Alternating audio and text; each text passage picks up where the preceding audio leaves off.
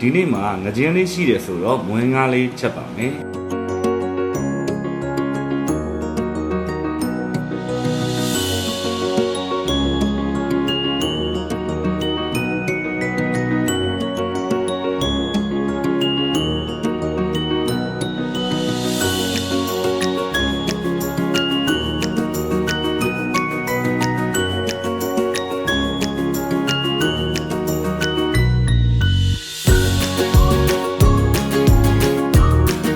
ငါးပြုတ်ဖို့အတွက်စပလင်ကိုဓာပြရိုက်ပါမယ်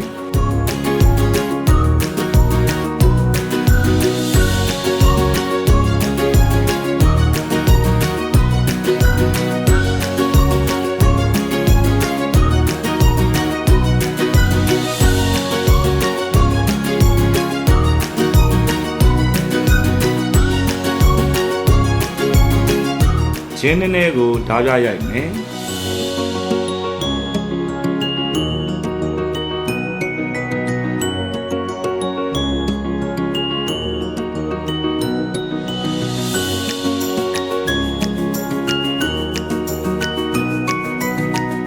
ရေကိုများထည့်ပေးဖို့လိုပါတယ်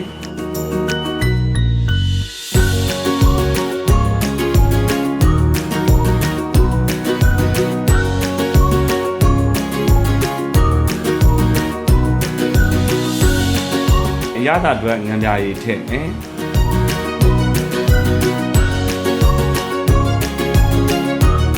နနွမ်းမုတ်ထည့်မယ်ငရုတ်ကောင်းမှုတ်ထည့်မယ်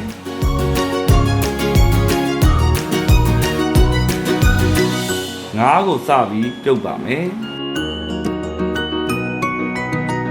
ကြက်သွန်ဒီကိုတစ်ချမ်းချမ်းမယ်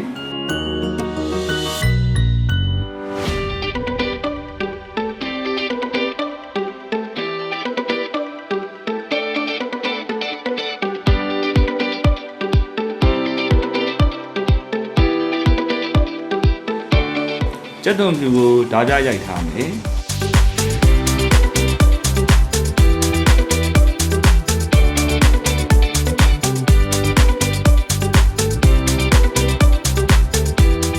ချင်းအနှဲငယ်ကိုအခွန်ခွာထားမယ်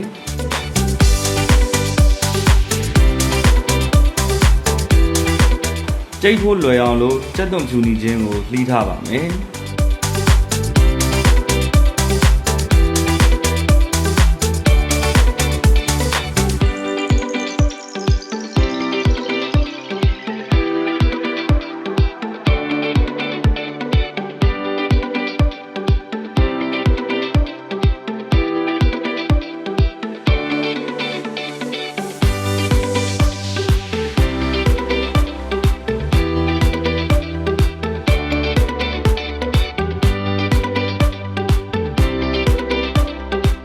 စပလင်ကိုလည်းကြိတ်ဖို့အတွက်ပပလှီးထားမယ်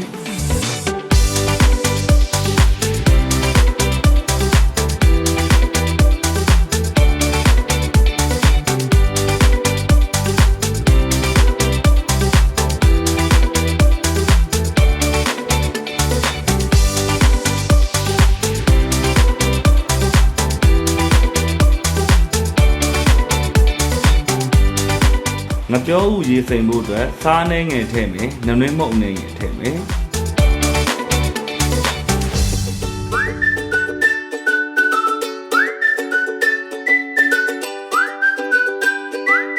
ပြီးရင်တော့ရေထည့်ပါမယ်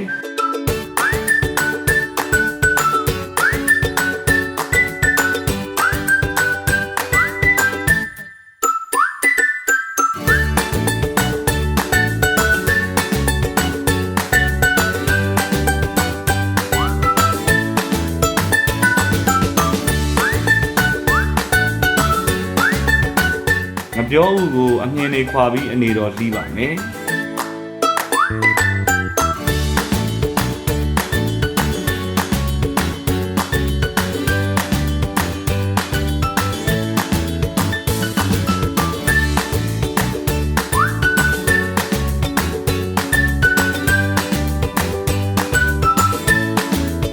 ပဲသီးတွေကိုလည်းလှီးထားမယ်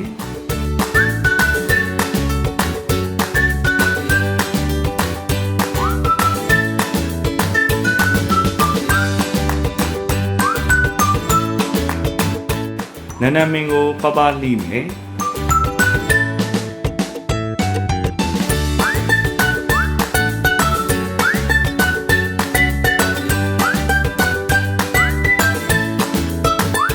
အရေထဲထည့်ချက်ဖို့အတွက်ဘဲဥပြုတ်လေးတွေကိုပပလှီးမယ်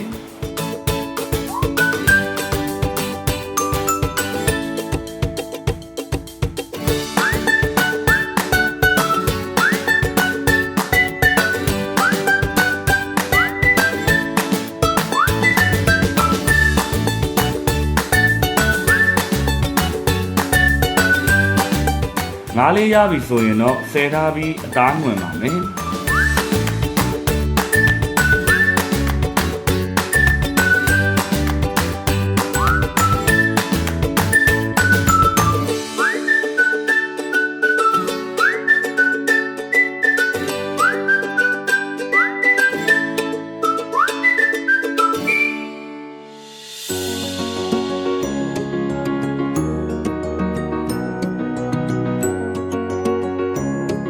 ဒေဝကိုအပူပေးပြီးစီလေးလိုအပ်တဲ့လောက်ထည့်ပြီးစီတက်ပါမယ်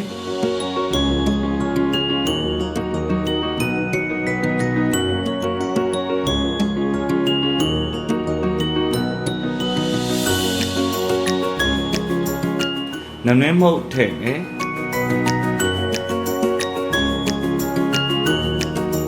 ငရုတ်သီးအကြက်မုတ်ထည့်မယ်ငပိနည်းနည်းထည့်မယ်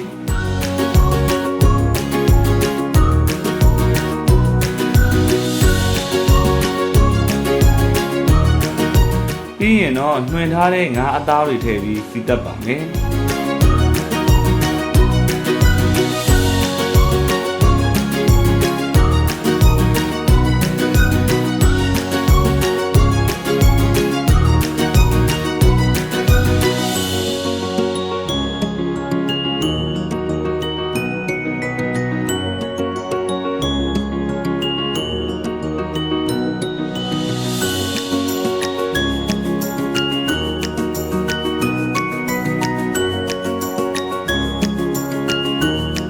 ပဲအကြက်မုတ်ကိုရေဖြော်ပါမယ်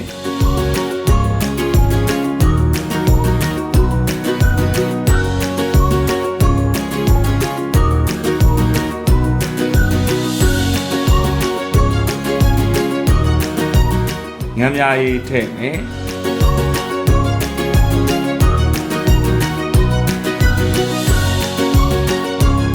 ငရုတ်ကောင်းငမ်းမြားထည့်မယ်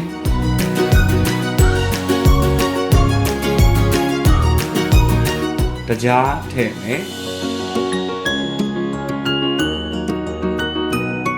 စားနည်းနည်းထည့်မယ်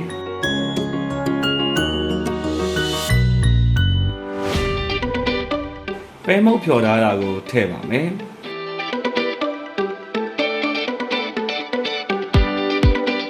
ပြီးသွားရင်တော့ဆန်မုတ်ကိုလိုအပ်သလောက်ထည့်ပေးမယ်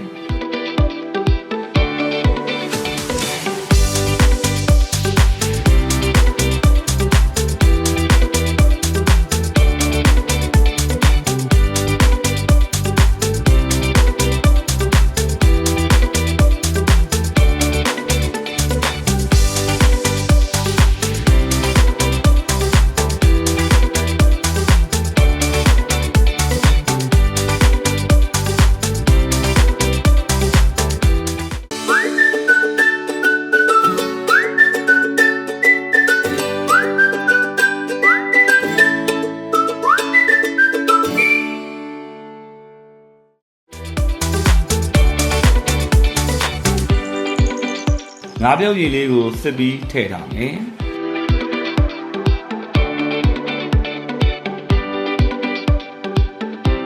ရေထည့်မယ်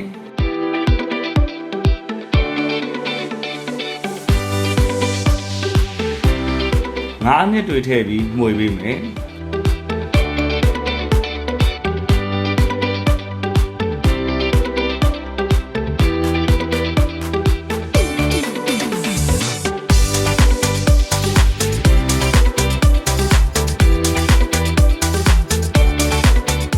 ဒီစိန်ထားတဲ့ငပြောဦးထည့်မယ်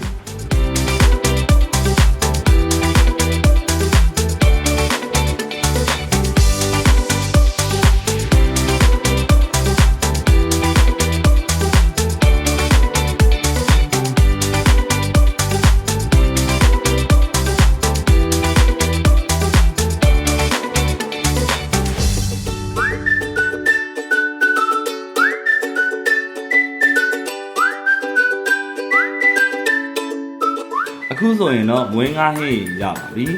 ကြက်သွန်ဒီဥကိုတော့တိုင်းတင်းတက်တယ်လို့ထည့်လို့ရပါတယ်